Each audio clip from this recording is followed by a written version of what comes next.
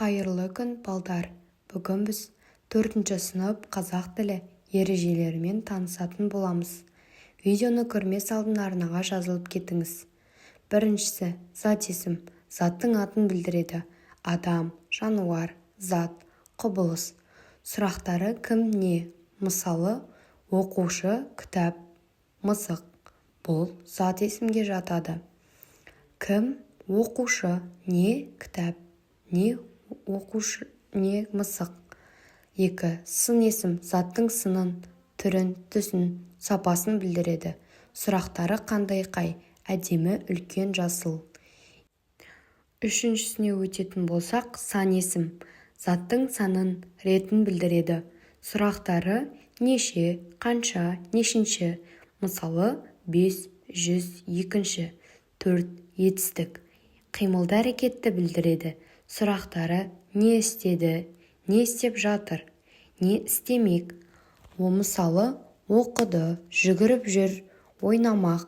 Етістікті біз күнделікті өмірде көп қолданамыз, балдар. Мысалы, мен бүгін сабақ орындадым, мен бүгін жүгірдім. Бұл не істеді, сабақ оқыдым. Не істеп жатыр, ойнап жатырмын. Не істемек, ойын ойнамақпын.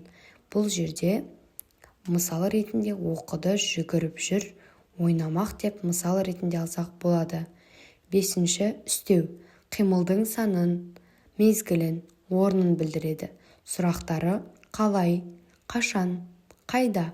Мысалы, тез, кеше, үйде. 6. Шылау. Сөз бен сөзді байланыстырады. Өз алдына сұрақ қойылмайды, және үшін бірақ.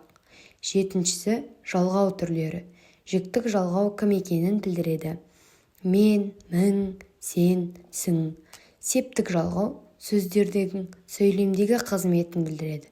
Көптік жалғау көп затты білдіреді. Лар, лер. 8. Буын түрлері.